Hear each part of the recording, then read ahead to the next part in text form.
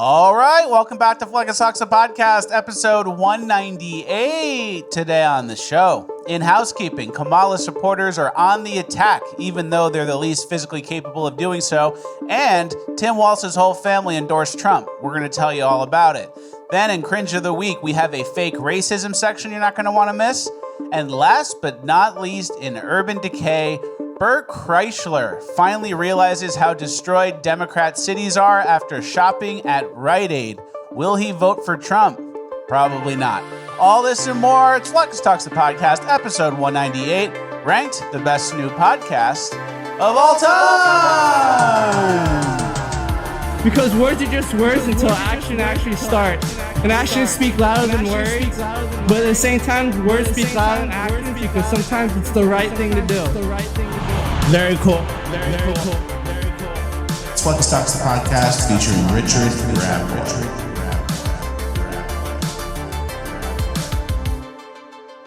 All right, one for one on the intro, as always. Guys, big news.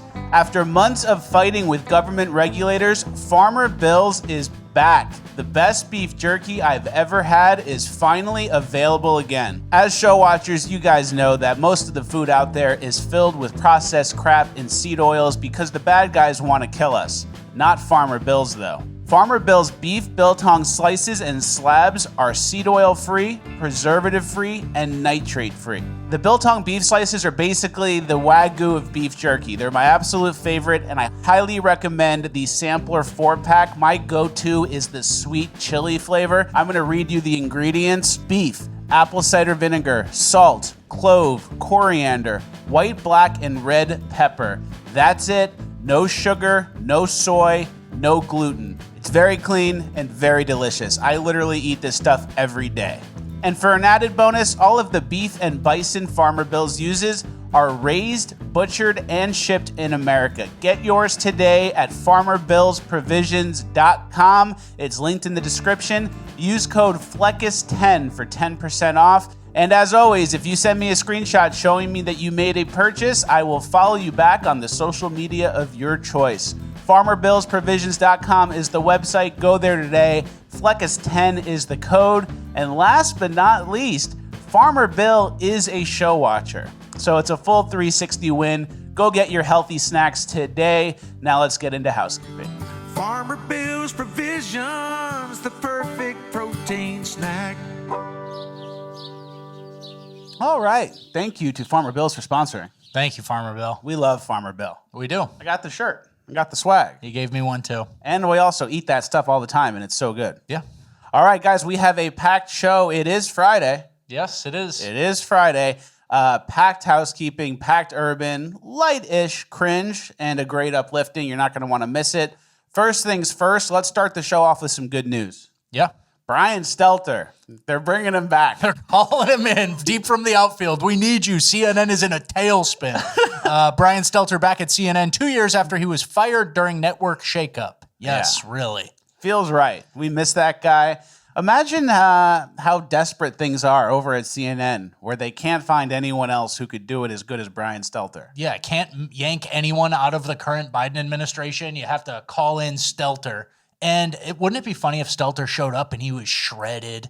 He had hair plugs now. He was a totally different guy. Yeah. But no, he'll just be Humpty Dumpty again. Humpty Dumpty ass part 2. Yeah, and we'll see what he says. He that's the type of guy.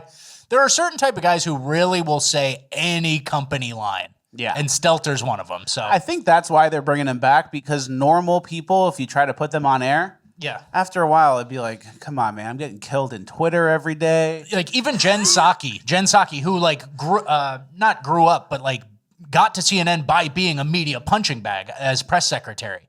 And she's even getting tired of it, is what the vibe is. So but Brian Stelter can take it. They need a company man to eat some punches. And he's willing to do it. Yep. All right, let's check in on Joe Biden. Obviously, it's been a while, and he's not in the headlines anymore because he's not running for president. He's completely disappeared. Let's see if he's up to the same old Joe stuff. You can no longer be the manufacturing capital of the world. Where the hell is that written? Yeah. We are the greatest manufacturing city, county in the world, state in the world, city in the world. We're going to remain that way. Still got it. Yeah.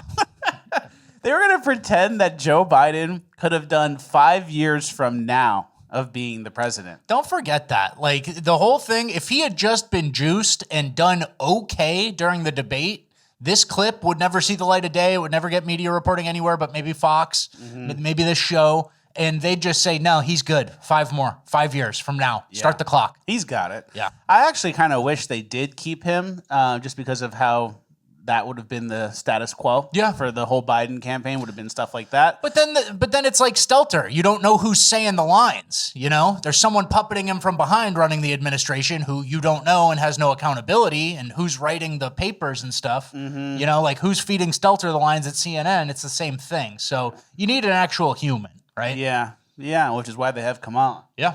Human pup. All right, let's move on. Let's get into our side of politics. As we know, JD Vance, I like the guy. I'm trying to like the guy. Very smart. But he keeps having these awkward moments of his circulating on social media. Yeah, and none of them are that bad. The left is making him out to be worse. Like, he says, give me whatever donuts you got. Like, yeah, he's not going to sit there and pick out 12 individual donuts right now. Whatever makes sense. Yeah, that's a reasonable line. Give me an assortment, right? Yeah, I guess. And then we What, have... are you picking out every individual item? Well, I think you're supposed to at the donut shop. Yeah, they also know. Two. The donut shop also knows, call in what you want. Yeah, I guess. Well, this other clip of his went viral again. That might be from a little while ago, but it's another awkward JD Vance moment. Check it out. Very well. How are you doing? Nice to see you, Marcy.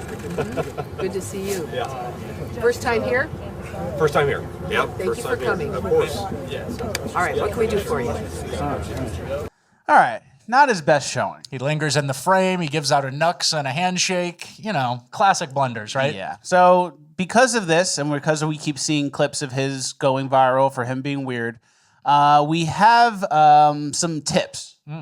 First, I have like 3 things. First, always wear a suit and mog with Secret Service. Yeah. Look powerful, act powerful. Separate and elevate yourself. Exactly. And then mog these haters if they're haters.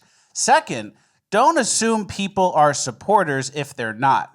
That's what this lady was clearly not a supporter, and she made him look awkward and cringe. And that's what happens if you go into an interaction and you assume that this person's on my side and has my best interest. You're kind of giving them all the power to make you look not cool. Sure. Very true, right? And then last and most importantly, he's kind of going around, I don't know how to describe it. He's kind of going around and like going like this a little too much. Sniffing around. He's kind of got like a duck neck and he's like looking around and he's kind of like doing a little duck walk. You got to just like ease back, settle in into a delegating position, a more powerful stance. He's kind of like going like that. Stand tall, aloof, throw in a wild card every once in a while that people don't expect. He's doing too much duck stuff. This old lady should be on her heels instead of him, right? Exactly. Yeah. And exactly. So those are my tips for him. Okay. He needs to settle in. Immovable stance. Immovable stance is what I wrote. Immovable stance. Wide base. Yeah. That lady sees that, and maybe she doesn't like you, but when a lady sees a guy in an immovable stance, she goes, I can't help but respect him. I can't help but respect it. I'm not going to try and push him over. And to be fair, I don't think I've seen him without a suit since he's been the VP. So he's kind of a suit guy now, so that he's already taking step 1. Very important. Be a suit guy. Thank you for taking step 1. Yeah. He listens. He's a show watcher. Yeah, he listens to the show that airs tomorrow. All right, now let's get fully into our politics section. Someone else who needs advice as well, Kamala Harris. Yeah. She gave a speech the other day where she did her accent again, her black accent. And it's actually kind of interesting because we have her giving a speech with the same talking points, one to a black crowd, one to a white crowd. And look how it's different. You better thank a union member for the 5-day work week. You better thank a union member for sick leave. You better thank a union member for paid leave. You better thank a union member for vacation time. You better thank unions for that 5-day work week. Thank unions for sick leave. Thank unions for paid family leave. She's just going for it. Yeah. She's fully going for it. No shame. No shame at all, right? And then it's interesting because we saw Trump the other day in a Vietnamese restaurant. And he wasn't going, oh, Arigato. Thank you. Thank you. He just goes, Vietnamese. The Vietnamese like Trump. He talks about himself in the third person. Exactly. And he just ballparks it. And that's what you see in a lot of these people, like black Twitter people. They say, oh, watching white people learn about tone switching is hilarious to me. And it's like, you guys are drastically different people. Like a politician is a drastically different person between crowds. She's worked in politics for like 20 years. I think she only has one voice, guys. Yeah, you think she goes home and does the ghetto voice with Doug Emhoff? Yeah, Doug and Ella Emhoff, and she starts going, I'm making grits, y'all, and starts doing crazy shit. No, she doesn't. So it's, and we're not talking to you guys. We know who you're voting for the most part. We're talking about normal people. Do you think this is right? Does the average Rust Belt voter, this whole election is going to come down to 20,000 votes in Pennsylvania, 10,000 votes in Michigan. Let's ask them about the brutal tone switching and not have some Twitter person say, oh, white people just learned about this. Yeah, exactly. But yeah, Trump at a Vietnamese restaurant, you Vietnamese, you're the best. It's the same exact guy everywhere he goes. That's a great point. And exactly, there's no authenticity when you hear the different, especially when you have the same speech in two different places. Yeah. The authenticity is gone, and the authenticity energy is like the subconscious communication between potential voters and the candidate that everyone kind of likes, where it's like, oh, I like Trump, he keeps it real, or Kamala seems a little fake to me. It's because of authenticity. Absolutely. But I guess Putin saw Kamala's speeches, and he's endorsing her. He goes, I like that black lady. That if we can name a favorite candidate, it used to be Joe Biden, but now he is not participating in the election campaign, and he recommended all his allies to support Ms. Harris. So that is what we are going to do. Yeah. Smart guy. I mean, they didn't invade Ukraine under Trump. They invaded under Biden. The sanctions, remember the ruble crashing when the sanctions immediately dropped? That just rebounded. They took over the McDonald's and named them something else, and they're all just still doing McDonald's in Russia. So, they smell a little weakness, and they know who they can kind of steamroll and who they can't, right? Yeah, exactly. And then him endorsing, it's like he's playing chess. He's doing a move there. But I think he truly would rather have Kamala Harris win because that weakens America. Yeah, I agree. It's pretty transparent. All right, let's get into Tim Walz. His entire family, Trump 2024 supporters. Look at this. There's a whole family with the shirts. Walz is for Trump. Yeah, and we saw, we covered it in the bonus land, but Waltz's brother was saying like, oh, the stories I could tell about Tim, and kind of alluding to saying he wasn't the type of guy you wanted running the country. And so they got the shirts. They went a step further this time. And what do you think about this? I think it tells you that these people know him better than anybody. And it shows you that Tim Walz is seeking power more than he's seeking to be a good family man. Like he's kind of sacrificing his family and family values to be the governor or whatever he's doing politically. And then his family sees him doing that and goes, oh, I know who this guy really is. He's a piece of shit. We're never going to vote for him, even though he's literally related to us. Like that's how far he's gone.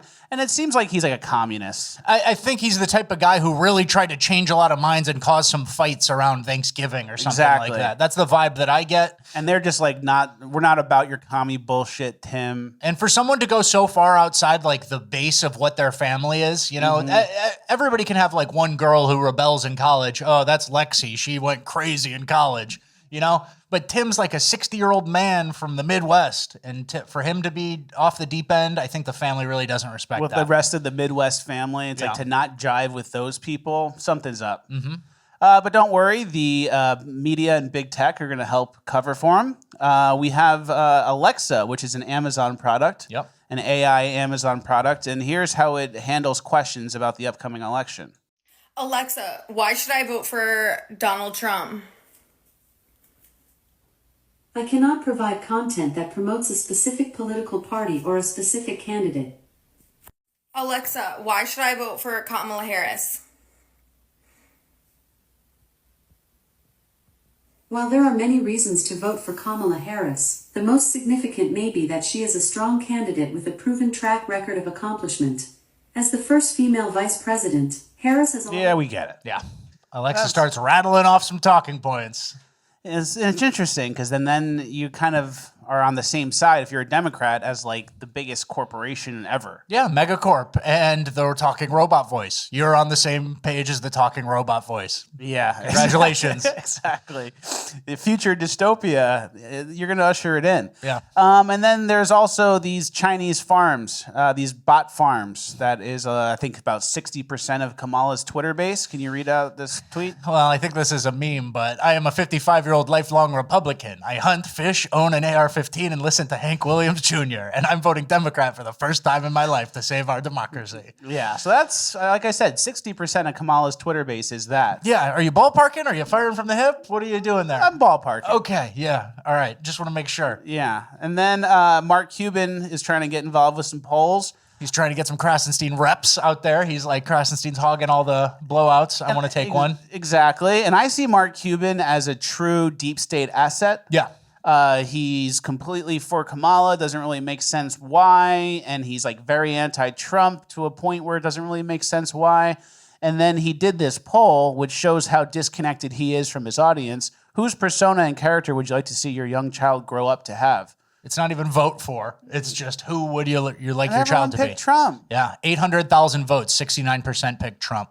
But that, I guess, I don't know. It doesn't resonate with Mark Cuban. He doesn't get why everyone's so off, and he keeps promoting Kamala Harris. He's a deep state guy. He probably has some horrible blackmail. Yeah, allegedly. That's what we think as a show. But Cuban himself, like usually when someone has business experience, like Cuban is a businessman, and he's been a billionaire for a long time, and kind of dumped some company stock to get rich first before the .com bottom fell out. But usually those high-end business guys, like they can be Democrat, but then like, no, I have to disagree with you there on that policy decision. And no, I have to disagree with you about that. We can't, you overstep there about the markets. But he doesn't even do that at all. It's just pure shilling and pure defending whatever position comes out on a random week. Yeah. Like, oh, unrealized capital gains tax. And he's like, here's why this is good. That's a good idea. Yeah. It's like I'm going to move all my accounts offshore. Yeah. But here's why it's a good idea. Exactly. Because it's not Trump. And I can't do Trump because they got the zip file of all my weird stuff from the island. Yeah. Or whatever, allegedly. Exactly. All right, speaking of polls, there's definitely something smelly there. I do not think this is a natural. He's kind of leaning into Stelter level, I'll do whatever you fucking want guy. Yeah. And then it's like getting to a point where it's like he has to do whatever they say. Because if he was truly a normal guy, maybe he would just go, I don't really get into politics. I'm staying out of it. Or you'd find at least one or two disagreements, right? Where like he uses his sway to get the Democratic platform on something better, right? Mm-hmm. But he's a stinky, stinky boy. He's a stinky lapdog boy. Yeah. All right, let's get into some polls. Speaking of polls, Nate Silver has some new polling that's not looking good for Kamala. Can you kind of give a once-over? Yeah, I won't say it's not looking good for Kamala. It's very tight. All the polls are saying very tight. But in two key swing states, which are driving this electoral college probability of winning, which Trump has a 58.2% according to Nate Silver's model of winning the electoral college. And those two states are Michigan and Pennsylvania. Need those. Midwest, if you guys have friends, Michigan, Pennsylvania, you got to get out the vote with the teen, the 19 to 30. The younger generation needs to vote. These states are going to be decided by such a thin margin. You have to blow past a margin of cheating.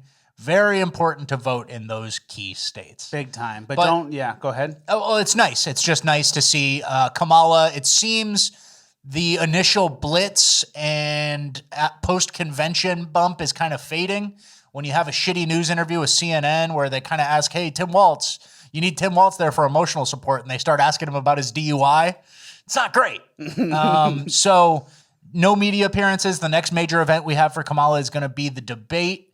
I hope she does the black voice there at least once for the whole world to see. And the microphones are going to be muted for that. The same rules that they had for Biden versus Trump.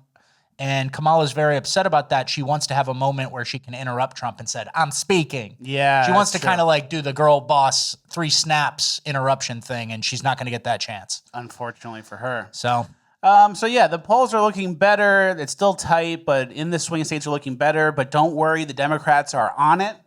They're getting everything rigged up. Yeah. We have a tweet here. Can you give it a read and then show the graph? Yeah, it says you can actually see the 2024 presidential election being rigged in real time. U.S. Social Security Administration website, HAVV, 2024 data, massive amounts of people registering to vote without ID in key states. And Arizona is one of those states, Missouri, North Carolina, Pennsylvania, third largest bar on the chart. And then Texas with a giant number, 3 million. And who's in Texas? A lot of illegals. A lot of El Paso, Juarez types. Yeah. And then you see that graph. It's kind of like their game plan in a graph. Yeah. It's like, all right, they're going to try to win these states. And I guess their plan is to win with 7.5 million mystery voters, which is represented in those graphs. 7.5 million mystery voters in those 4 swing states. That'll do it. Yeah, for sure. And then also with the Social Security numbers, because that's where the data came from, the Social Security Index, I think remember a few weeks ago or months ago, all of the Social Security numbers got leaked? Yeah. You don't think that helped anybody out, starting to pick and choose which ones they wanted? Couldn't you kind of take those numbers and then assign them to illegals? And you go, oh, you're so-and-so. This guy hasn't voted in any election in the last 30 years, and he's still alive. You go be him. Yeah. I think they're going to start handing out, I think they have a little plan, I'm assuming, where they're going to give Social Security numbers to people and they're going to be voting on behalf of people who don't vote. It would not surprise me. That's what I'm guessing.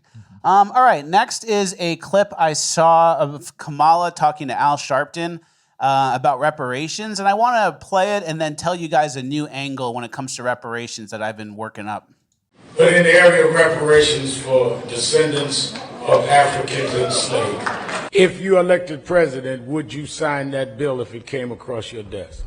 When I am elected president, I will sign that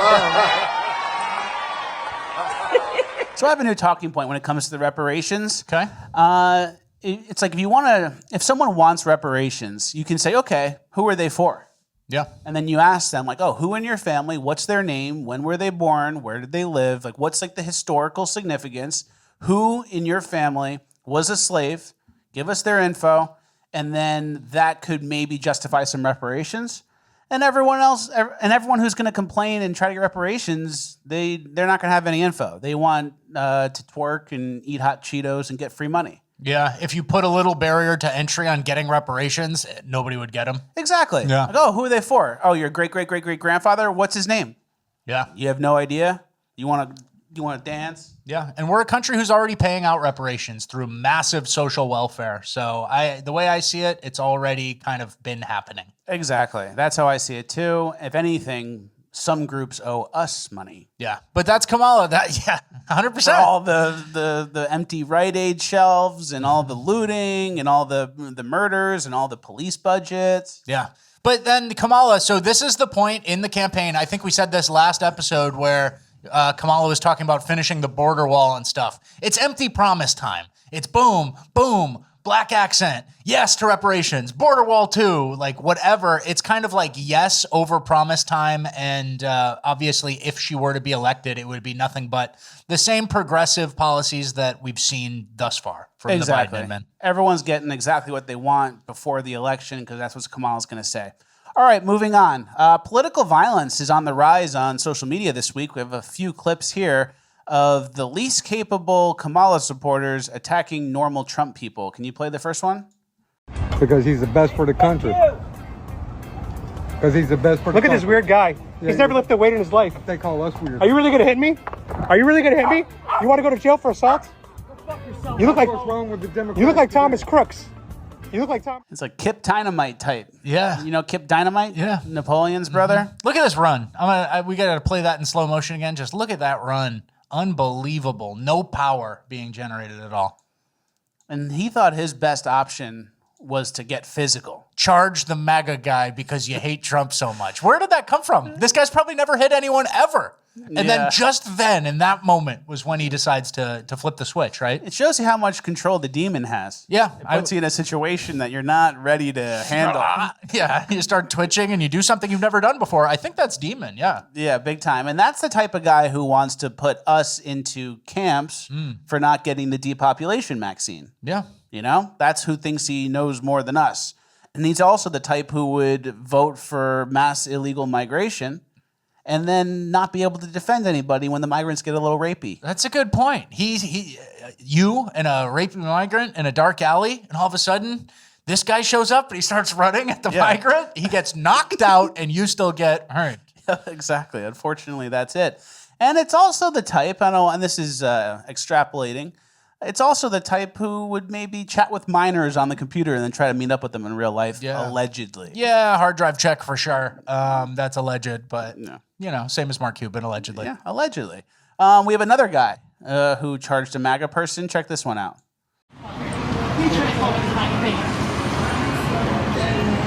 You love Trump? What? You love Trump? Yeah, why? Stay away from me. Stay away from me. Piece of shit. Fucking weirdo.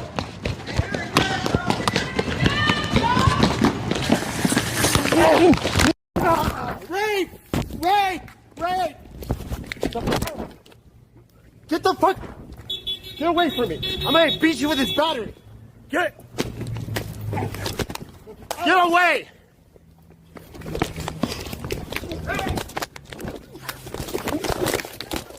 Ah! Stop attacking me! So this is who we're up against. Yeah, that was on site again. Guys, have you ever on-sited someone like that? Has it ever just been game on as soon as you saw one small thing about him? You like Trump? You don't even know how involved in the Trump world he is. He's just wearing a hat. You like him? And then you're getting pepper sprayed and beat up on the corner? Yeah. He also needs some new pepper spray. That guy, that was not as much of a deterrent as he thought it was going to be. Yeah, maybe a concealed carry. Well, you don't want to kill someone because they charge you and they're mentally ill. Well, you can self-defense yourself. I have like a... What kind of advice is that, though? I mean, you could, technically, if someone charges you on the street, but you don't want to deal with the cops. You just want to pepper spray someone and still make the train in 10 minutes. That's true. Let's not get crazy here. Let's not get crazy. And then this election, like that person who did the attacking, he likes Kamala Harris, right? And it's interesting because in this election and the last election, you have a lot of people. Let's look back historically. Like a leader would take power if they were like successful in a war and led troops into a battle and won a decisive victory, or if they were successful in business, or if they dedicated their life to serving and they deserved and they had the best interest of the people. Governor of a high-performing state. Exactly. Now people are trying to get elected. Kamala's trying to get elected by appealing to losers who want to vote against the strong man that they aren't. I agree. So because you're like a weak pussy kind of weirdo, vote for Kamala because you're voting against Trump, the strong man, which you're not. And that's kind of weird to me. Yeah. That's kind of not right. Well, that's what a lot of Democratic voting becomes, right? Where people vote for their own interest, vote for a handout, vote for a paycheck. And then that's kind of one of the main downfalls of huge Democratic elections, right? It ends up being who's going to give you more, and then the money printer goes on. You're already in debt, and one candidate promises a lot, and a lot of people are in squalor, And the other candidate's like, we're going to give you the ability to do what you want, instead of we're going to give you money and free food and free housing. Yeah. It's kind of crazy how far things have gotten when it comes to picking a leader. Yeah. All right, let's go to our last clip. The girl who has no hate in her heart. So Donald Trump was recently shot at one of his rallies. How do you feel about that? I wish he would have gotten shot in the forehead. Really? Yeah. I mean, he's basically like teaching our country like what communism is like, so. So you wish death upon someone? Him, yeah, unfortunately. I hate to say that because I don't have hatred in my soul at all. But I think the way that our country has divided families, marriages, all of it about politics alone, like it all really started with him. So It's crazy how strong their operation is because they have like this girl who's basically calling or okay with political violence, even though she's like the least capable of doing it. Yeah. And then, how would you do in a anarchy, chaos situation? You'd become a warlord wife, and you wouldn't have a choice in it. And that's the thing, too. A person like this, she expects it to everybody viewing to be like, oh, she wants Trump dead. And then everybody who votes for him underneath, everybody who supports him, votes for him, fundraises for him, works for him, you're all good.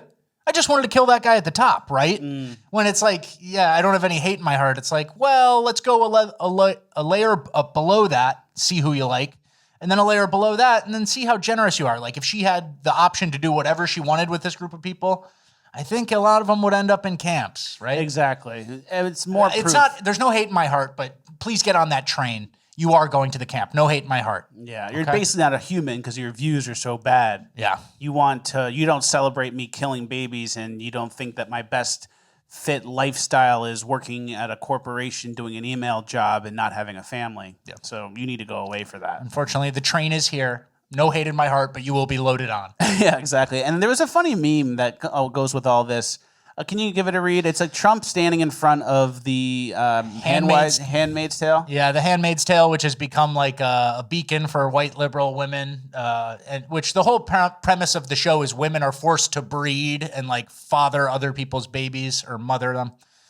Ladies, your new reality if Trump wins, and it's an AI Trump Handmaid's Tale thing.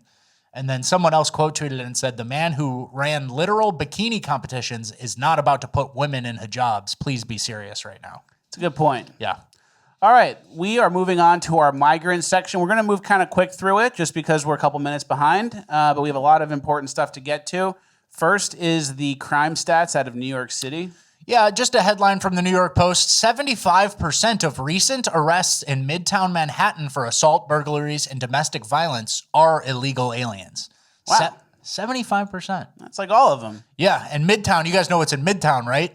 The most expensive skyscrapers, I think, in America, pretty much. Yeah. It's the MetLife building, right? Pan Am used to be there. Park Ave. Now it's illegal immigrants. Broadway. Police sources shared with the Post a staggering estimate that as many as 75% of the people they've been arresting in Midtown in recent months for crimes like assault, robbery, domestic violence are migrants. In parts of Queens, the figure is more than 60%, sources estimate.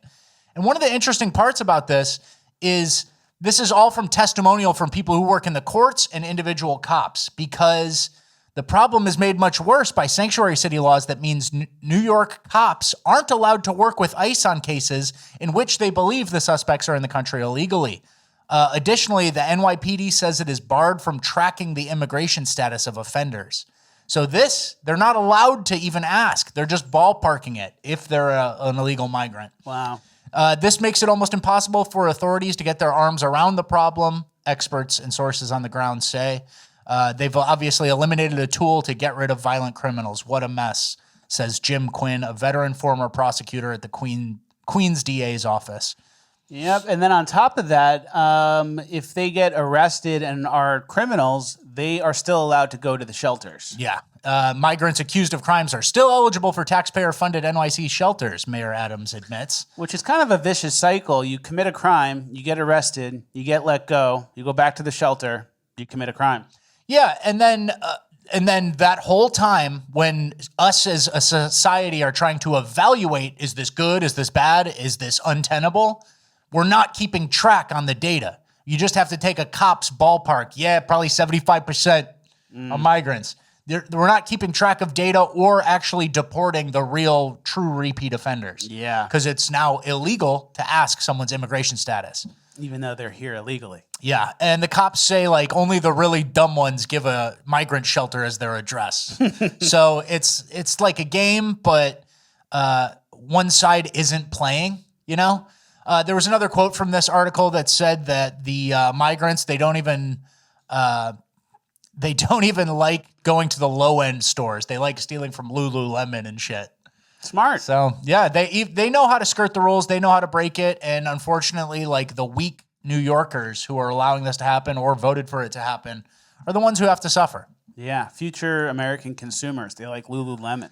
But yeah, 75%. No, they like the resale value of Lululemon. They don't care. They're not wearing it. Yeah, they're not wearing it. Yep, so in Democrat cities, America is basically unrecognizable. Mm-hmm. But I'm sure there's still pockets of America that are still intact, right? For sure. Places like Utah, maybe. Yeah. Let's take a look at a random city in Utah. I don't know, Taylorsville? Yeah, let's check it on Taylorsville. Let's see what they look like. Oh, no.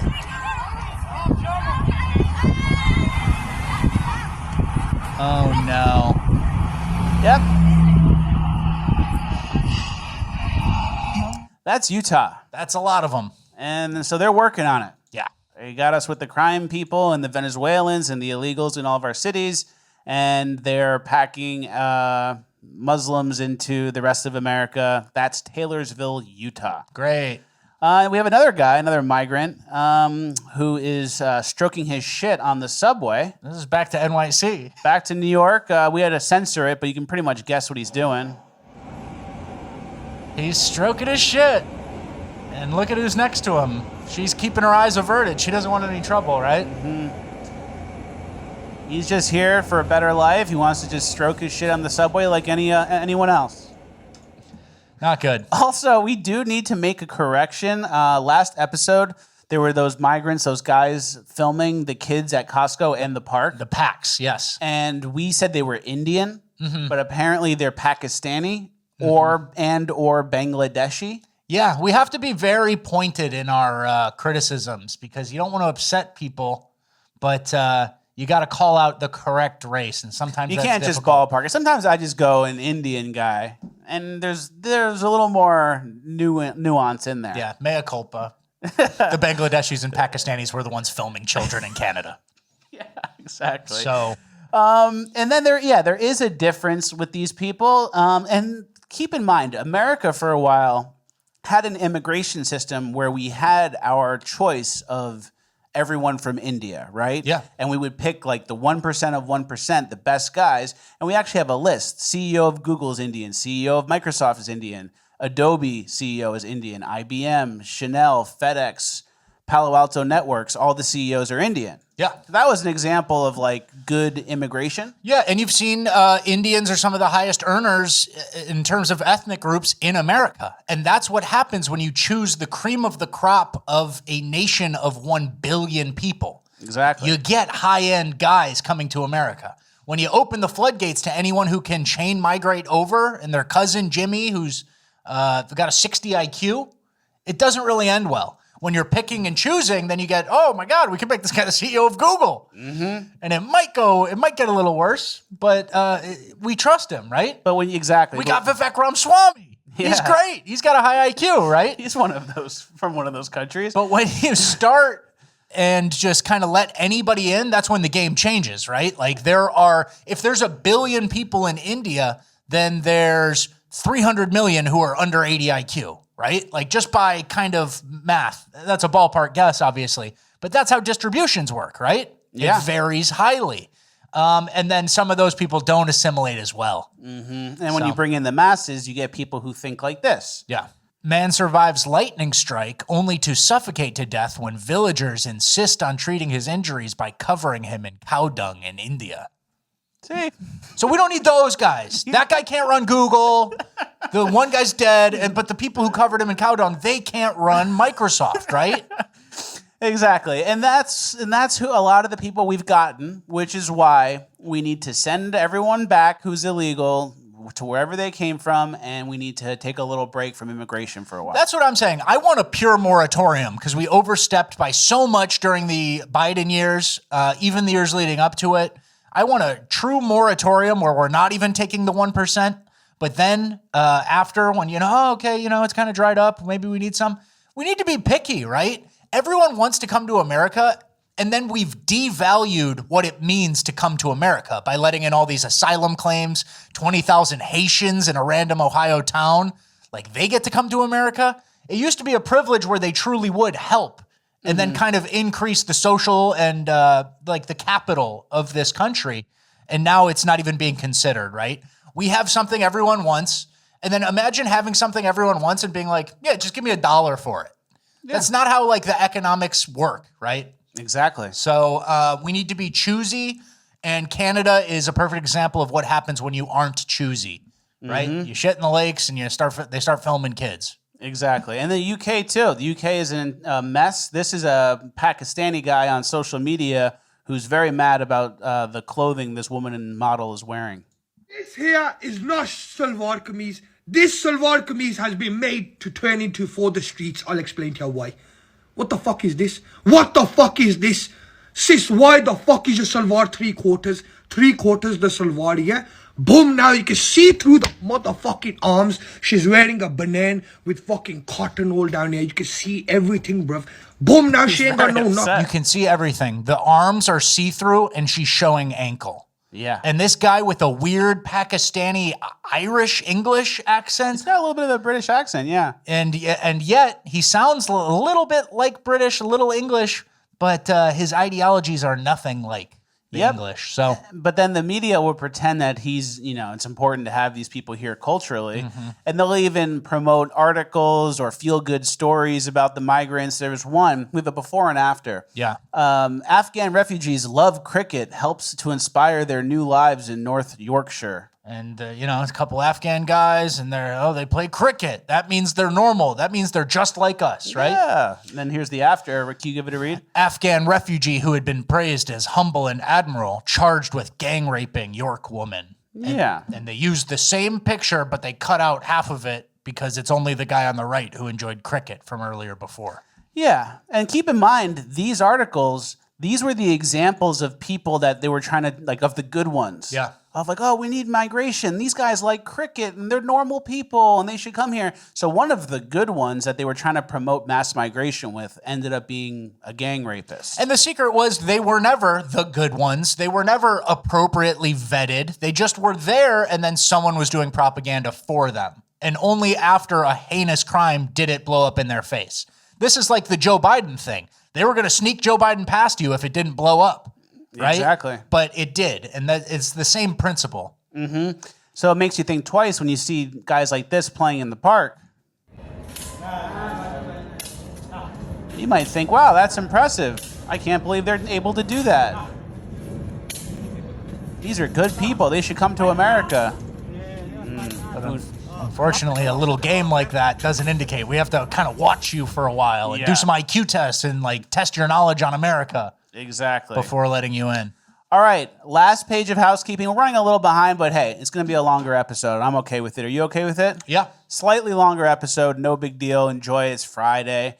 Last page of housekeeping. This is my stuff. Before we get to it, use this opportunity to tickle the post, help us juice the algo, leave a like, leave a comment again, then start yapping. Notifications need to be on, PO Box needs to be full. You guys know the deal. Get your friend to register to vote in Pennsylvania or Michigan. Yep. Tickle that algo. And then, send the show to a friend. Say, hey, I think you might like this podcast. These guys are pretty funny. Just do something like that. Yeah. All right. First story on my page of housekeeping, a new fake punt technique that I've never seen before that was very well executed. Takes the punt, underhand throw exactly like a punt, and they get their tall receiver guy down there to catch it. And I looked into this.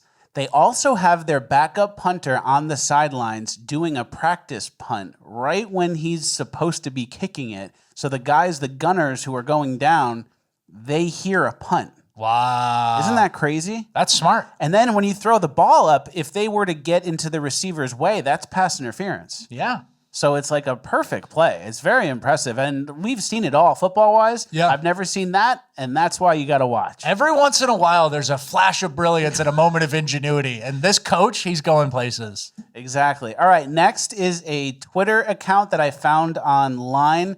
It's called Mythos America, and it's kind of like an Americana account. Mytho America. First is the football player talking to the cheerleader after the game. Tale as old as time. Pure Americana. Friday Still Night got Lights. it. And then the next is a bunch of kids jumping off a bridge into a river. Classic. Yep. That's pure Americana. And that still exists. It does. Of course it does. It's hanging on by a thread. And we don't have to lose it. It doesn't have to be what we had. We still have it in glimmers. All we need to do is get the illegals out, fix our money, and arrest the criminals. Absolutely. We're really there. Spot on, brother. Yeah. All right. Last piece of my page of housekeeping. I saw this meme. I thought it was really funny. Imagine hiring a gay dude to cry at your op funeral. If only I had an op, then I would definitely be on this. But unfortunately, I have no ops. Yeah. That's pretty funny. But black people are always trying to find a way to kind of stomp on someone at their funeral. Mm-hmm. Mess up their grave. We showed you that last week. Yeah. They really like twisting the knife when someone's already dead. But sending a gay guy to cry at some thug's funeral, it's like, whoa, who is that? Who's that? Why is he so distraught? He was gay? He knew him like that? Yeah. All right, we are moving on. That's the end of housekeeping. Moving on to Cringe of the Week. All right, our first story from Cringe of the Week. We have some new stats when it comes to rates of sexual offending by trans folks. Yeah, folks with an X. This was, and then they sexually assault someone. This was from His Majesty's Prison Service data, so I believe that is England, the ONS census data. Sex offending rate of women, 3 per 1 million. Sex offending rate of men, 395 per 1 million. Obviously, a huge disparity there. Sex offending rates of trans women, those are men still who are pretending to be a woman, 1,916 per million. So almost 5 times the average man is the sex offending rate of trans women. So men are 131 times higher than women, and trans women are 640 times higher than women.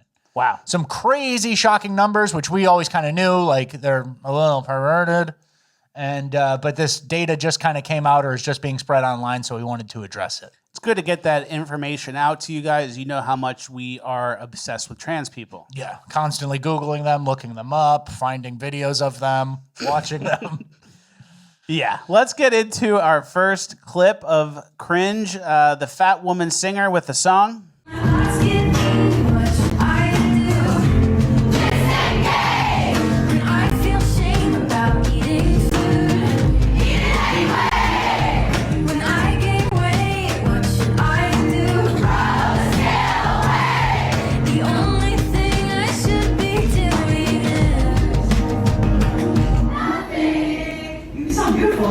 Yeah. So, do any other groups do this that you can think of? This is like a crowd of 200. Yeah, this is like fat white women, and they're all agreeing that this is good. But like, if this song was for drug addicts or alcoholics, like when I wake up and get the shakes, drink a whiskey shot, drink a bottle of whiskey. That's next to your bed. Yeah, no one else would ever do that. And you know what is particularly interesting to me is no men would even do this. Yeah. This is particularly an issue for women who have certain type of emotional reaction and attachment to food or being told that being thin is good and being fat is bad. Yeah. Right? So yeah, drug addicts, alcoholics. There's like some shame there. Degenerate gamblers. They don't have a song for like, bet again. Hit the one parlay will save your day. Chase your losses. Yeah. There's no other group that is like this. And I don't know why this, which is a negative behavior, right? This obviously hurts. Obesity is like the number one comorbidity for all diseases. It makes everything worse, right?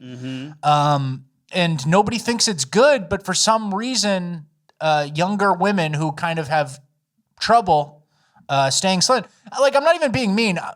Like women have a way harder time with body image stuff than men do, right? Obviously. Yep. You could be a fat fuck guy and it's like, oh, he's powerful. He benches 300, whatever. He's got a funny podcast. Yeah. Him and Richard Rapport do great together. But, only me. But, you know, for women, for some reason, they have like this go all the way back to the beginning version of it where no, everyone else is wrong and I'm right and it's fine. I'm throwing away my scale. Yeah. I just really don't get it. It's a weird like overreaction to a pretty obvious truth that being fat is not great for you. Pigging and having no self-control is not great for you. Exactly. And it's not like we're in the tribal hunter-gatherer phase. We're in the human era of decadence for food right now. Exactly. Our brains are like 500,000 years behind, like in a survival, don't starve mindset. Yeah, and yet you can go to McDonald's and get 1,800 calories for $9.99, right? Yeah, you eat a whole Carvel cake. So, yeah, you get a Carvel cake. Oh, it's on sale today. It's even cheaper.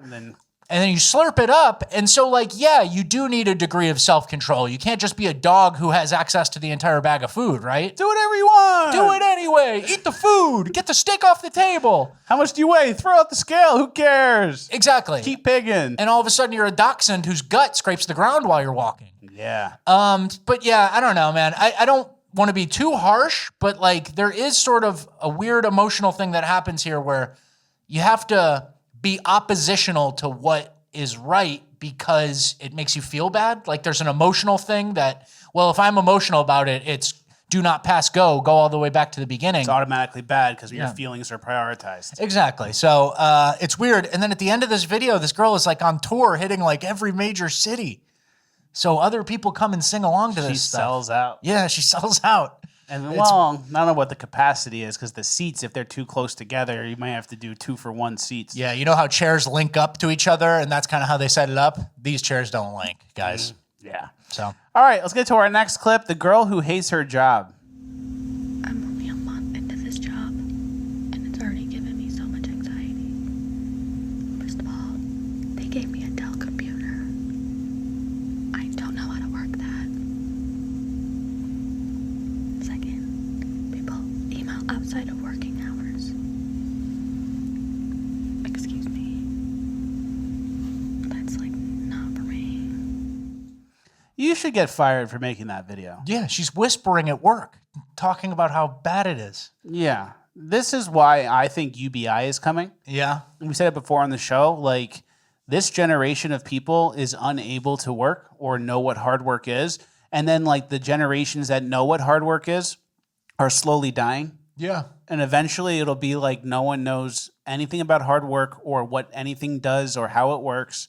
And you're going to have to give people like $2,500 a month just to stay afloat and do stuff because the government's going to need to become their parents because they're just adult kids. And you know what's funny about that is like we've had the same kind of thesis for fast food or restaurants, like only restaurants with explicitly great customer service are surviving for the next leg, right? Like Chick-fil-A, Texas Roadhouse is one of those. Those type of places where Culver's, where they're overly nice and really care about the customer experience. And that same thing is going to apply for hard work. And then like all of a sudden you look in 2033 and the only people who know how to work hard are investment bankers. And they're fucking eating our lunch. They're privatizing. Private equity guys are like running us even more. So that's kind of something. This is a lot of these middling jobs. Like this girl probably has some marketing job and she got pissed because someone emailed her after work. The investment banker, he's taking Adderall at 4 p.m. You can't go to sleep after that. You're grinding on a pitch deck. Yeah, you know what I mean? That's so true. So the haves and the have-nots in terms of work and business. It's going to go like this. Yeah, the explicit people who know how to do hard work. But should we play this next video of this other girl who's also had a tough time at work? Yep, we'll go faster through this. Yeah. Hi, Tatiana. This is Shelly from HR. From HR, okay. No, I don't remember you, but what's going on? Well, we had a discussion a couple weeks ago about your absenteeism and tardiness. Okay. Do you know what time you have to be clocked in at work? 6 o'clock. Yeah, 6 a.m. Okay. So, unfortunately, on 7/18, you clocked in at 6:12. Wow. We had a discussion about that. 12 minutes. Yeah, but you know they're waiting on you to be there, clocked in and ready to work at 6. Okay. Okay. So your employment is really going to be terminated as of today because also on 7/28 you clocked in at 6:21. 21 minutes. Yes, that's 21 minutes of company time. But I still work though. Like I still like. Why didn't y'all tell me that today when I was just at work? Because I handle all the HR, so they wanted me to call you because we had that discussion. Remember about? And that was the day that I let my. All right, keep going. So you were also on 8/8. You clocked in at like 6:32. That was it. Okay. So I let my cousin use my car the night before, and he didn't bring it. He overslept or something. He didn't bring it back till the morning. So like, I still made it though. Literally like 9 days after we talked. So, and then on 8/12, you just did a no-call, no-show. That was my birthday. August 12th was my birthday. We had to let it play until she used her birthday as an excuse to no call, no show. Yeah, and then the lady who's firing her is racist. I don't know about that. She doesn't really explicitly say that. Yeah, I think. Why else would you be mad at a black woman for not going to work on time? My thing is, she goes like, yeah, that's 12 minutes. Yeah, that's 21 minutes. And then like, she rattled off like 4 days that she was brutally late. And it sounds like a 6 a.m. like you open up the store or whatever. Yeah, like, I don't know, it might be a factory, but like people are waiting on you. And she's like, 12 minutes, it's no big deal. And this woman's describing a pattern of like neglect and retarded behavior. Within like 1 month. And this girl doesn't get it. She doesn't get why a business would be like, yeah, we're cutting our losses here. You're clearly unreliable. So, you know, that's who's in the workforce these days. Yeah. And I don't know, do we need universal basic income for people like that? Soon. Yeah, Andrew Yang type guy is going to be promising it soon. So yep, let's get to our next story in our little subsection of Cringe, the "Is it really racism?" section. This next family is accusing their neighbors of being racist for complaining about them. Listen to what it says. When Angela and Prince Floyd found this property on Piscataway Creek in Accokeek in 2020, it was run down and vacant. They say they worked hard to turn it into their waterfront dream home, and they wanted to share it with their large extended family. But when they started hosting those parties, their neighbors started calling the police 41 times, complaining of noise and cars crowding their country road, alleging the Floyds were running a party venue. The Floyds say the allegations, all of them, are not true. And now they've filed a federal civil rights lawsuit against their neighbors, Prince George's County, and the police officer who has handled the complaints. They claim they are being harassed simply because they were among the first African Americans to move into the neighborhood. They want the complaints to stop, and they're seeking more than $3 million in damages. Yeah, we just a normal loud as fuck family throwing parties all night where people park their cars on the road that they eventually drunk drive home, and everyone around us is mad because we black. $3 million, please.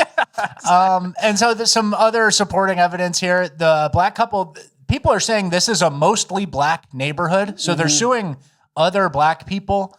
Their neighbors who are mostly black argue the complaints are about noise, not race. It has nothing to do with them being black, said Margaret Littlejohn, a black neighbor whose fiance is named in the Floyd's lawsuit. It has to do with them being not good neighbors.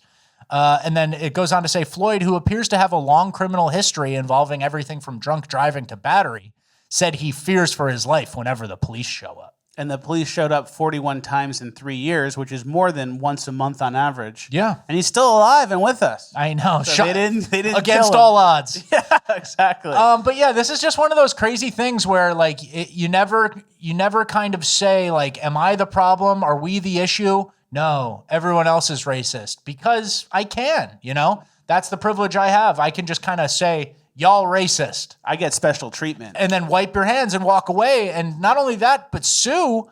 And it's funny because if they get the right stupid judge who was appointed by Obama or a Joe Biden appointee, they might get a ruling in their favor, right? Yeah. And then there was another tweet that had a clip from another article that had some interesting info. Another article states Prince and Angela Floyd transformed their home into the Floyd Estates, complete with a red carpet, live band, and food trucks, and with rumors of exotic dancers and hookah parties, which the couple deny. Those rumors just came out of nowhere, right, guys? Who would say? Who would make that up about us? Yeah. So, I mean, just overall, like, get a vibe check on these people. Who do you believe? You believe the bunch of neighbors who called and who have called up to 41 times? Or do you believe the family who like called the news crew to say, we didn't do nothing? The Floyd Estates. Yeah. All right, let's get to, so yeah, is it racist? Probably not. Probably not. I would say no, given that some of the other people named in the suit are black. Exactly. And then our next story is another situation, is it really racist? This guy went to Chick-fil-A. The headline is, Black man left horrified when Chick-fil-A drive-thru order lists his name as monkeys. What could have happened here? This one seems like it's racist, right? Yeah, let's let it play. What was the name that you gave him? I told him Marquise. That's not even close to Marquise. No, sir, it's not. And I'm going to go ahead and have a talk with him right now. Instead of his name, Marquise Vanzego found the word monkeys. As a black male, we've gone through a lot. Just when you think you're healing from a situation, someone opens that wound back up. The underage staffer who entered the slur reportedly claims he misheard the name. Is the guy who wrote monkeys? So it's really upsetting. Marquise, monkeys. It's not close at all, he says. And then you're talking through a drive-through speaker. Marquise. So who's the order for? Marquise. And it's like, what do you say, monkeys? Marquise. It's like you probably could. You didn't even know he was maybe black too. Of course not. And then you hear Marquis, and you're kind of like, well, I don't know what that was, monkeys, and you write it down. And then when he goes and confronts the people, we can show you here a screenshot. All the workers there are black. Yeah, it's not like a Ku Klux Klan den waiting to get one black guy who ordered like a 3-piece strips meal with 4 Chick-fil-A sauces to just really twist the knife on him and ruin his day, right? Exactly. And then he says, oh, we go through so much. And it's like the 16-year-old Chick-fil-A guy who was probably black wrote monkeys instead of Marquise, and now like that ruins your day. You go in, you start recording, you call the news, everything. It's a 5-alarm fire for some guy like Marquise here. Yeah, exactly. My favorite is the assertion that it doesn't sound anything like Marquise. It's like, yeah, it does. It's 2 syllables. It starts with an M. Ends in E's. Yeah. So like for you to say that discredits yourself. Like obviously it's a mistake, or like the kid wrote a filler word, but he wasn't the head Klansman at the rally. Yeah. What's your name? Todd? Monkey. Yeah.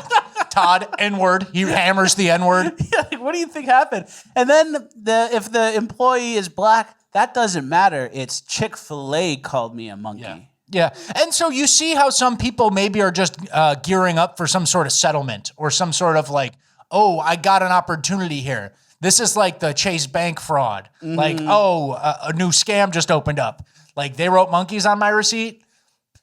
Start rubbing your hands together and seeing like, what can I get? Can I get Chick-fil-A for life from this? Can I get a $10,000 payout from this? I need perfect treatment. We'll see. Anything less than perfect treatment is examples of racism. But the assertion that marquis and monkeys are not even not even on the same spectrum, that doesn't make sense to me. That doesn't ring true to me. That's crazy. Well, it's gonna get a little worse in Urban Decay. This guy was selling his Apple Vision Pros. Yeah. And you won't believe what happened. But how do you take it out? Just rotate and you take it out. Hey! Hey! Hey! Motherfucker! Hey!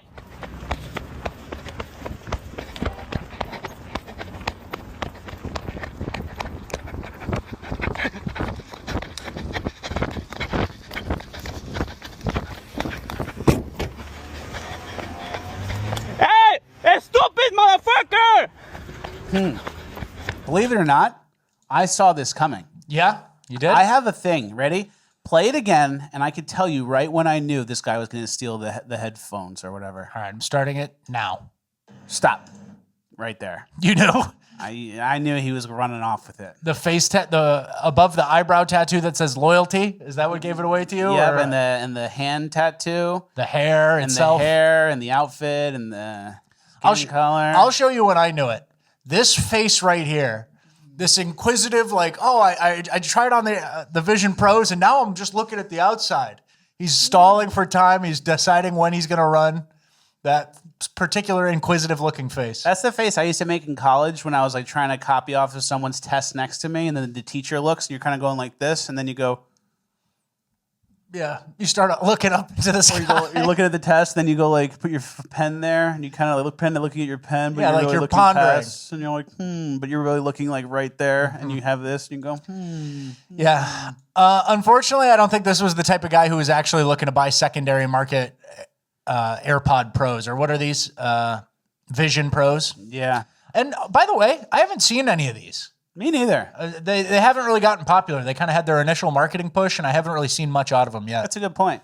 All right, moving on. A new study came out. Some new data is circulating. It turns out only 20% of adults know real words. Yeah, some words that on this list shocked me. Only a small minority of adults, 20% or less, know the meaning of words such as audacious, ominous, tirade, encumber, plagiarize, impale, travesty.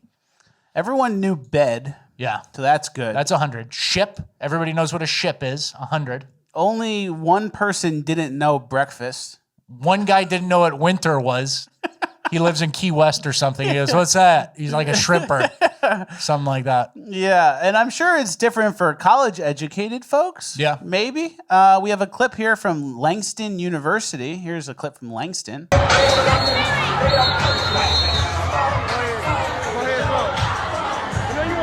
There they go.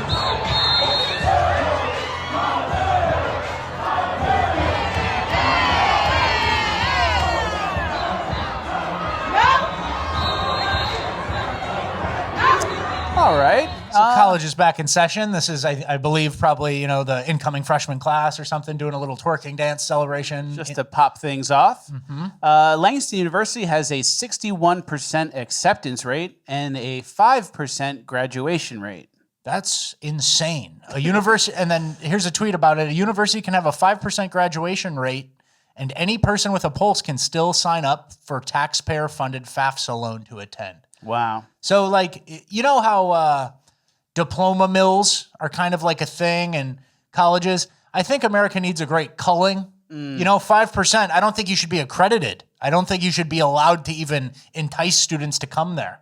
But then they'll be like, all right, everyone graduates, and it's like a no child left behind thing. Yeah. They'll take it the wrong way. And to be fair, the numbers do bump up to 20% if you give them 6 years to graduate. So once you give them 6 years, 20% graduate. Become a doctor. Yeah, that's the same amount of time. And then I was going to say, based on that video, I even think 5% graduation rate's a little high. I think some of them cheat. Some of them are cheating. I think there are sectors of Normandy Beach that got higher success rates than that, by a lot. Higher survival rates. And then I was going to say the STD rate is probably higher than 5%. Ooh. That's the dark part. That's bad. All right, let's go to our next clip, the little kid football team. Football season's back. Travis Kelce's out there doing Taylor Swift PR stuff, but the little kids are learning too. And here they are. They got their ski masks on. And it's all about stunting and swag and showing out at the football game. It's all about stunting and showing off. Yeah, it's a two-pronged thing. It's playing the game, and then it's like looking cool, feeling good, stunting beforehand, right? Yeah, exactly. That's the lesson they're teaching these kids. And I grew up in a more traditional football environment at every level, even as a little kid all the way up to high school and college. More of like a act like you've been there before situation. Yeah. And whenever we played teams like this, we'd always smash them. Yeah. Because they would get tired, they wouldn't play hard, and then once you're playing hard in the fourth quarter, they don't want to play hard, and that's how you win. Yeah. Oh, I was wearing my ski mask doing a bunch of dances before the game started, so I only have X amount of energy, and now I'm loafing in the fourth quarter, right? Exactly. And some of those kids will be good, I'm sure, eventually. But they got to learn some discipline and some not waste your time on the ski mask bits, right? Yeah. Bad coaching. Genuinely bad coaching here. Yeah. And it looks good on social media, I guess, for a certain community. Good. I use that term loosely. But waste of everyone's time there. They could be learning fundamentals. And bad lessons, exactly. Fundamentals is what beats teams like that. All right, let's go to the next group of people stealing. I don't know what kind of store it is. It's a big group. The point is, this is like an activity you do with your friends on the weekend. You pull up in a shitty, beaten up, no hubcap car with a torn off front area. Yep, and then all 5 of you or 4 of you walk in. Yeah, 2 of you are really overweight, can't move that quick, but that doesn't stop you, right? Everyone's on camera and doesn't care. You got your graphic tees. Everyone's got a graphic tee on. Very easily recognizable. They grab some sort of cell phone and sprint out. It looked like a phone to me. I don't know what it, and there they go, and they get in their car. I knew as soon as I saw the car, that's what they were up to. Yeah, they weren't paying for anything. I knew that much. But yeah, the slow, fat girl who loafs at the end. Oh, and then he pulls out a gun to make sure nobody follows them, correct? Good. Yep. So that's why they didn't worry about the speed. Because if you have a gun, you don't need to be speedy. Smart. And no one's surprised by this. We see this every day. This happens every day in America. Every single city in America, every day this is happening. Yeah, and a lot of times you don't even need a gun. You just walk out, you stuff it in your purse, you walk past an old lady who works there. The store doesn't have loss prevention. It's very easy to steal, right? Yep, we've seen it a million times over. Everyone sees it. It's not a surprise anymore. No one's surprised except Bert Kreishcler. Yeah. He does it. He's ever been online for the last 5 years, and he's completely surprised. He went to Rite Aid, and look at his reaction. This is Los Angeles. Everything is gone. Look at this. This is our deodorants, I think. This place is going, this looks like it's been looted, and I guess thieves just come in and take whatever's expensive and just fucking walk out with it. This is crazy. This is unrecognizable. When I moved to Los Angeles, you'd come into Rite Aid and you'd spend the fucking afternoon looking around. This is so fucking sad. Sad. What happened, Bert? Well, what happened, dude? It's 2024. This just happened like last week. Yeah, it's like this has been going on basically since George Floyd. Literally for 4 years. So egregious since George Floyd. And then I asked him, maybe it's time to endorse Trump? I don't know. Maybe, Bert. Is it time for a change, right? Yeah, nah, that's probably too divisive. Yeah. People can't shop anymore, and you can't even get your basic goods at the store because criminals are allowed to steal and they don't get in trouble. And if they get arrested, they get released so they can do whatever they want. But voting Trump would be pretty divisive. That's a step too far for me. I'll just order online. I won't go to Rite Aid anymore. But yeah, it's so weird to see someone kind of like step into such the discourse so late. Like, where were you during the Target looting? Where were you during all the California law change that made basically decriminalized theft under $950 for everyone in the whole state of California? Where were you? And to come late and act surprised, it kind of makes me believe like, oh, okay, yeah, you're not in the game. You weren't paying attention. I get that. That's fine, Bert. You're a comedian. Go make funny. Go chug a beer, right? Mm-hmm. Take your shirt off and chug a beer. Chug a beer in your underwear in the fountain, right? Didn't we cover that before? We did. But don't act surprised when the whole city and the whole state of California is in under the shit. So exactly. Your role, Bert, is take the money, be a retard funny. Not so much, how can we fix society? What's going on here? Yeah, step off, Bert. Step off. I saw a funny meme that I'm going to make Richard Rapboy read. A white person can walk past an unlocked bike, and the only thought that crosses their mind is, wow, I hope a minority doesn't steal that. That's so true. When I see an unlocked bike, and it's not like, ooh, I could take that, or I can just get out right now. No one would even know. They can't catch me. It's, someone who doesn't look like me is going to steal that. Yeah, I'll play devil's advocate. There are a lot of white crackheads out there, a lot of street rats. Yeah. They steal bikes too, so. Especially in San Francisco and Los Angeles. Yeah. Portland. Yeah, Portland, come on. Portland, that's a good point. But white guy, you have to be a drug addict and incredibly impoverished to do it. That's a good point. So that's a little caveat, I guess. That's a major caveat. Yeah. All right, don't get too down or too depressed. We're moving on to uplifting gold, and we have really uplifting stuff today. First, we have some weird foreigner clips we're going to kind of speed round through. First is a guy getting sprayed.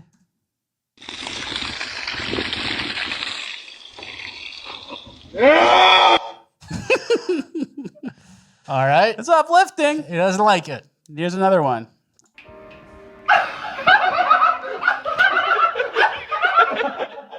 That's pretty good too. Okay, thank you. So yeah, it's uplifting. Okay. It's not crime. It's not violence. It's funny stuff on the internet, guys. It's haha stuff. It's the haha part of the show. Okay. Get your ha-has ready. We found an Indian drag queen. And I'm assuming it's copyright music because it's Indian, but here they are, them too. That's how they started. She accepted me for who I was. People would say, don't marry him. He's bisexual. 6 months after dating, we finally tied the knot. 1 year later, we were blessed with a son. Things are going good, and then something bad. People often laugh and call me names, but I am least bothered as a drag queen and a parent. That's good. No, you're messing up the kid, that's for sure. And they come in all shapes and sizes too. Even our illegal migrants have drag queens in them. Yep. Next is a white guy who sings Chinese. You guys know that I love when Chinese people sing white music. We found a white guy who sings Chinese music. 你问我爱你有多深，我爱你有几分？你去想一想，你去看一看，月亮的我的心。 That was pretty good.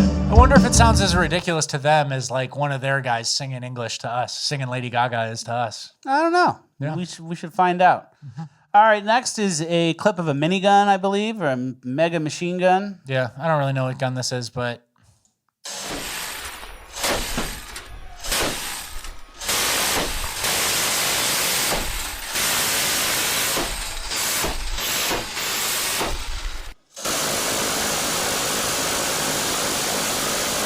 Goes hard.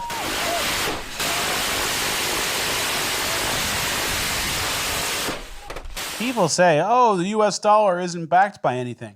It's backed by that. Yeah, that's it, guys. That's what it is. Backed by the Terminator gun. Yeah, it's that and a couple aircraft carriers and, Tomahawk missiles. So. Yep. All right, next is the kid. This is the actual uplifting stuff. It starts now. The kid who caught a bullfrog. Catch? A gigantic bullfrog. Oh my gosh, you went in the pond and everything. How did you catch it? I was like, it was in one of the trees. In a very high tree. I mean, look at this thing. Look at the size. Man, it's beautiful. You've been trying to catch one all summer. You finally did. Finally, my hard work paid off, and now we can have... But look at its legs. Fried frog legs. No, let's not... He's trying to cook it. That's nice. Yeah, you know you can catch bullfrogs on like a fishing pole. Really? You can kind of dangle something in front of their face. They'll bite it. They like it. Yeah.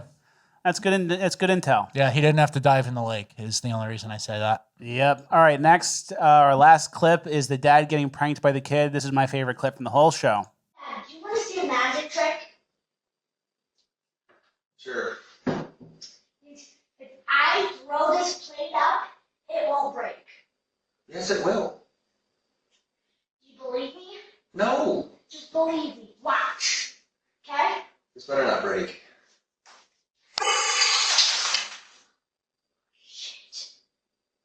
It's a magic trick for you to catch it! Why would I catch it when you just said you'd throw it up and it wouldn't break?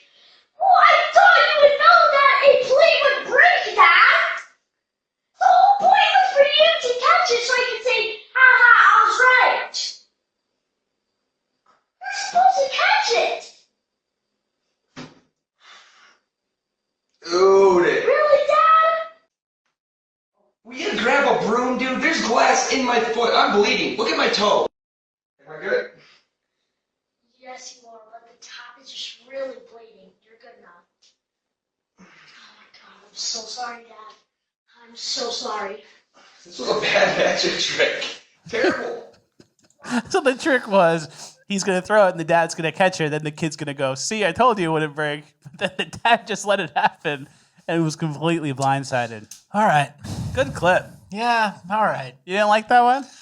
No, I did. I liked it. All right, good. I just... Uplifting Gold, it takes me everywhere. Here's a foreigner guy getting sprayed, a drag Indian, and it happens so... guy speaking Chinese. It happens too quick for me to enjoy any single one. So, I don't know. I'm in a pretzel right now. It's a very unhinged section. It's towards the end of the show. I'm in a pretzel. I'm decompressing. I don't know how to feel about it. All right, well, our last thing before we tell everyone to join Bonus Land, fluckustalks.com, someone tweeted that they watched the show on the TV, and it's way better.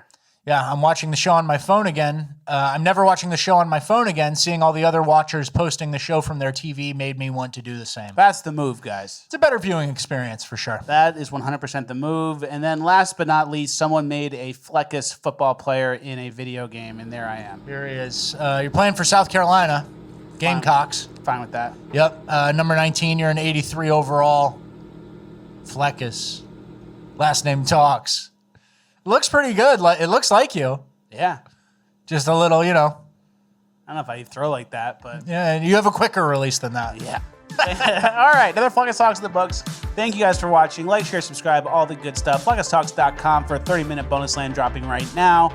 We're going to talk about a lot of good stuff. We have really good clips. There's also the Tenant Media drama where, Russian people were in charge of Tenant Media, and they're trying to ensnare some right-wing commentators in that. We're going to go over all the details and stuff like that. We have a great bonus land dropping right now, and we have the Tuesday episode. So if you guys are looking for Tuesday's episode, FluckusTalks.com is the website. Go join, sign up, support the show. Thank you guys for watching. Have a nice weekend. We'll see you on Tuesday.